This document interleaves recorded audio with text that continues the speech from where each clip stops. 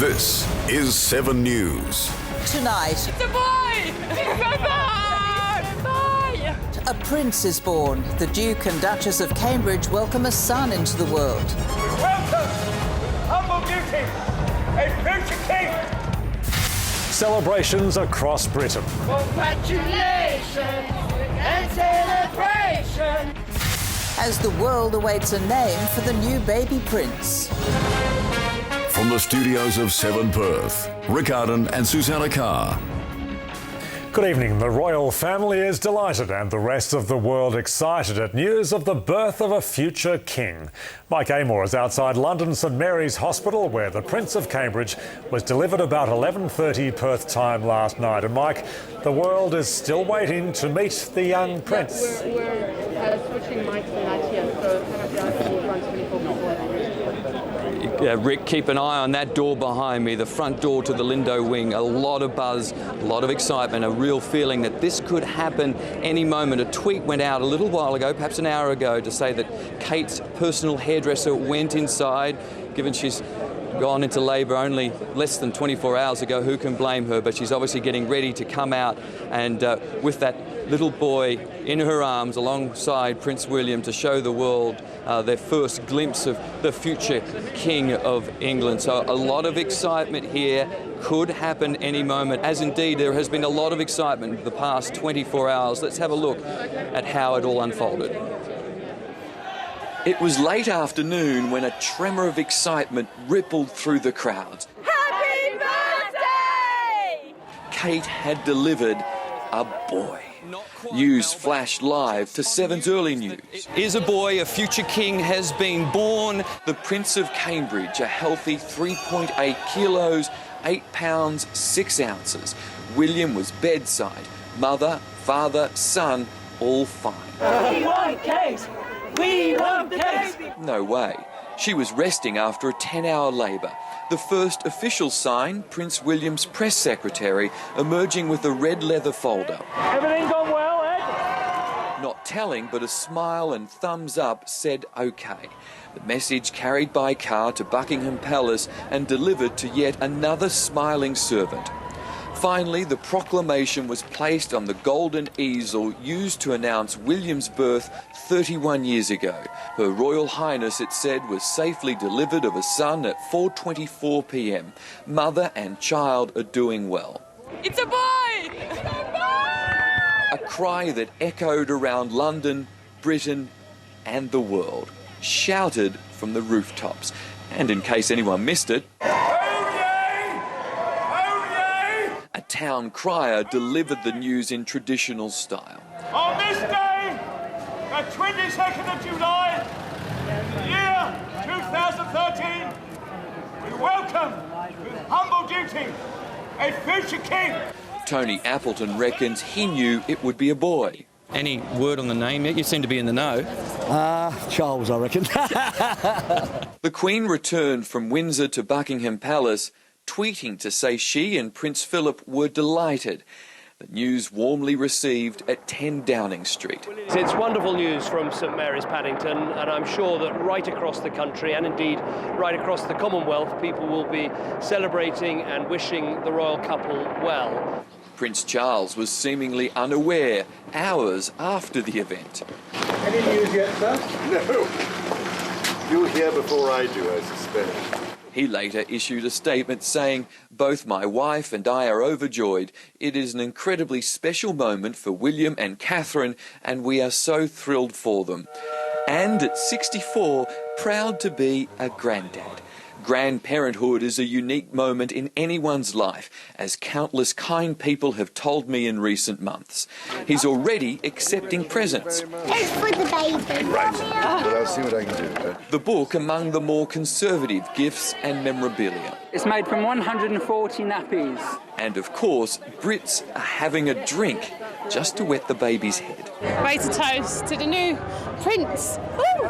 Back at the hospital, the doctors who delivered the future king emerged to a rock star reception. Beautiful baby, lovely day, terrific, very happy for them all.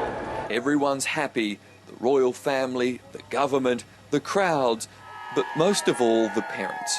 Prince William stayed at the hospital overnight, but issued a statement saying he and Kate simply could not be happier. In London. And let's take you live to Seven's Melissa Doyle, who's outside Buckingham Palace. And Mel, are there more celebrations planned for today? Susanna, there certainly are. Look, it's the morning after. It's 11 o'clock here the next day after the future king was born. You can see behind me the crowd still coming down to Buckingham Palace, wanting to catch a glimpse of that easel that will be here for the full 24 hours. Eager to await wonderful news. So in about 3 hours from now, we're going to have a gun salute. There will be 62 rounds fired from the Tower of London, 41 from Green Park, a full peal of bells coming out from Westminster Abbey. We've had the changing of the guard here behind me at Buckingham Palace. It's a daily occurrence, but today it was a little bit extra special. There was some congratulations and a royal salute for the new prince. But the crowds are here, they're milling around. It's a beautiful hot day. We've had quite a heat wave here in London for the last week or so. Trafalgar Square, the fountain is blue. You can only begin to imagine the celebrations that will be happening in Bucklebury, which is Kate's family hometown. I'm sure there was some wedding of the head last night at the local pub there, but certainly a lovely sense of celebration. But everyone now waiting to hear the word of the name of the prince and the moment that we'll see the family walk down the steps of the Lindo wing where Mike is, and that glorious moment where we meet the future heir. Thanks, Melissa. Melissa Doyle live from London. And 14,000 kilometres away here in Perth, fans are already eagerly awaiting royal memorabilia. For one lucky couple, the prince's birth has extra special meaning. Amelia Brune reports. The same birthday as the Prince of Cambridge, the same birth weight. Here's our little king. Baby Lazar was born in East Fremantle just an hour before the royal prince. Something special. The royal baby buzz is being felt on the other side of the world, more than 14,000 kilometres from London. Yeah, even this morning we've had people in asking, for China and things with the baby on it, obviously, which is impossible at this stage. In Catherine's home village of Bucklebury, royal baby fever was a little more extreme. Dead chuffed. Really happy for him. In a local tradition, even a horse joined in the celebrations. Fantastic, yeah, great. No Derek the pony, he loves it. Anticipation is now building for a visit from a future king.